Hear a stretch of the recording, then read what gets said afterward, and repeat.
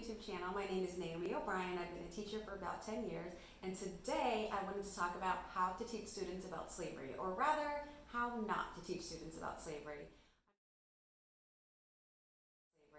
I'm sure you've seen the articles, and if you haven't, you could just Google them, that show teachers that are teaching students about slavery through reenacting slave auctions or having their students pretend to be on the Underground Railroad, escaping from the plantation, or just turning slavery into some kind of game. And I'm here to tell you that that's just wildly inappropriate, insensitive, and wrong to do. Slavery is nothing to joke about, it's nothing to gamify, and it tells me two things about the teachers that choose to do these things. It lets me know how ignorant they are to the horrors that this time in America truly was for Black men, women, and children.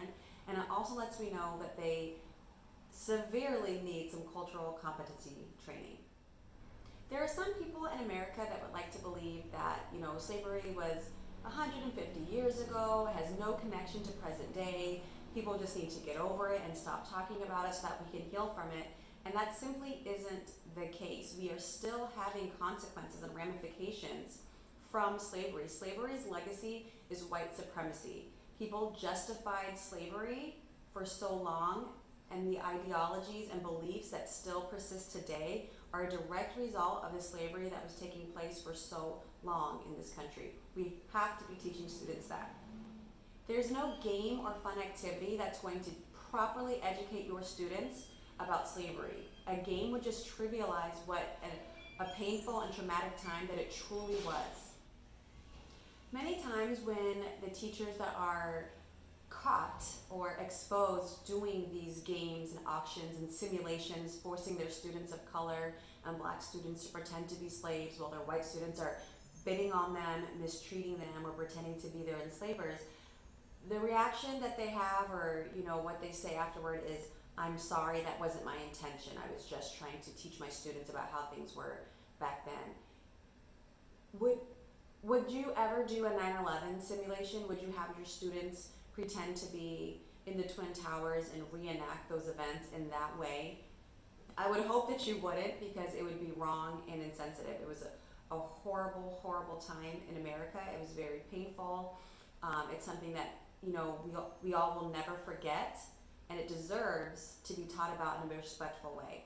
Would you have your students pretend to escape from a concentration camp and have simulations and just gamify it in some way, have game cards and playing cards and have your students act things out? I would hope that you wouldn't. It's just plain wrong, it's insensitive, it does not make sense. In the same way that it does not make sense, it is wrong and hurtful and insensitive for anyone to have students pretend to be slaves, or pretend to be on the Underground Railroad, or pretend to have an auction in class. Like, all of that is just plain wrong. There's really no textbook or teachers pay teachers, activity that's going to get it 100% right. You really have to make sure that you are doing your own research and presenting your students with the information that they need to learn about this time in America. We need to understand that our impact matters more than our intent. So even if you intended for your lesson to be a fun and engaging lesson about slavery, which that just saying those words in the same sentence just sounds wrong. Like, I wanted a fun and engaging lesson about slavery. Like, you can't do that. It's uncomfortable. It's hard. It's deep. It's a heavy, sad lesson. When I've talked to students about these realities of what happened in our country and the ramifications that we still have on our hands today, students cry sometimes. I cry sometimes, because it was a very painful, traumatic time for many people. It's sad. It's not feel-good history. It's not supposed to feel good. And I think so many times when we teach lessons like this, we're so worried about the feelings, and mostly white feelings, and centering white people, that we forget to just tell the truth and tell these people's real stories. I just can't fathom why anyone would think that was a good idea. So if someone in your school building, your coworkers or your employees, if you're an administrator, say something, put a stop to it. Even before Black History Month rolls around, send an email out and let them know that these kind of simulations and games are not okay, and point them in the direction of what they can do instead. And I'm actually going to give some tips of what I think you could do instead of gamifying slavery. Most, if not all of us, have access to the internet, especially when you're at work. So I believe that you can do your own research. Like I said before, you're not going to find the perfect story, wrapped up in a bow in a textbook or in a teacher's paid teacher's resource. You may have to go out and do the work yourself if you want to do these stories justice. Most of the stories that are told are white-centered, so they're told from the perspective of this was just business, and it was it was bad, but it was business. And that's not what our students need to be hearing. That's not going to connect our students and allow them to understand the full gravity of what was going on and be empathetic to what was going on. When you're teaching students about slavery, or rather the enslavement of people, because these people were not slaves, they were enslaved. I feel like when we just say the word slaves, you kind of let the enslavers off the hook, because they weren't just slaves that just happened to be walking around looking to work for free. They were being forced to work for free by white people, and that needs to be out there. When we just say slave, you kind of take the white people off the hook. When you say enslaved, you're letting them know someone was doing this to them, and here's who was doing it to them. It wasn't okay then, it would be wrong now, and it was wrong then. That's just a fact. It wasn't just, oh, that's just the way things were. It was wrong. It's not okay to treat humans that way, and our students need to know that. Sometimes I feel like people act like that's just the way the roles were, and that was just, the name of the game back then. It was wrong. It's not okay. We need to make sure that we are not letting students think that this was just a problem that was contained to the South. It was in the North and the South. We need to teach our students that the Civil War did not solve all of the problems. We still had segregation and Jim Crow. We still have segregation. We still are being brutalized by police officers. It's still an issue. We still have mass incarceration and free labor. So slavery didn't really go away, it just evolved, and our students need to know that.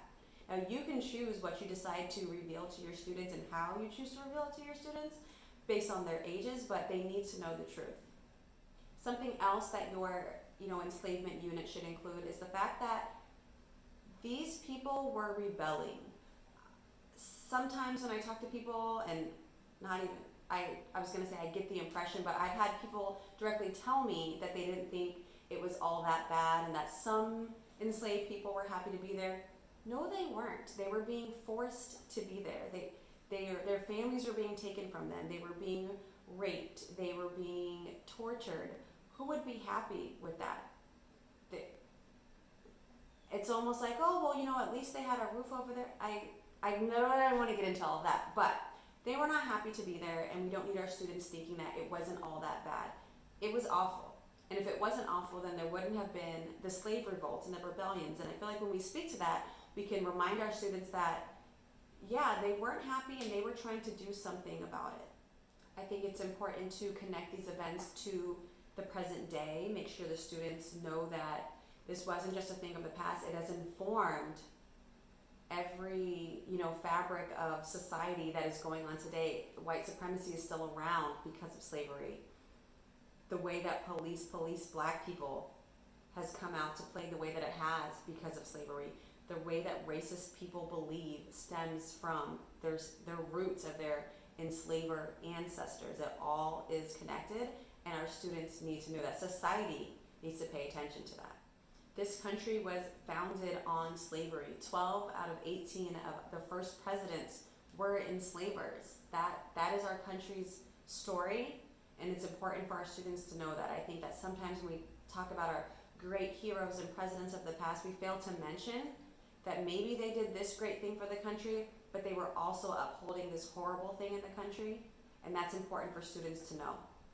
So please, please, please, this Black History Month, when I think is the time that most educators are, beginning to talk about slavery in their classrooms, please make sure you are not using a game of any sort or a simulation or an escape room even. I've heard of people doing this is not something to joke about. It's not a game. It's heavy content. It should be a discussion, a time of questions, learning, processing, and trying to grow and heal together in your classroom, because it's still a problem that's affecting our country. And it's something that we can be discussing in our classroom to maybe point our students in the right direction and help them brainstorm solutions to the issue instead of just kind of trying to sweep it under the rug or turn it into some kind of game.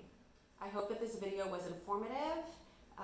If you would like to reach out to me, you can find me on Instagram as Read Like a Rockstar, or you can leave a comment below. Thanks.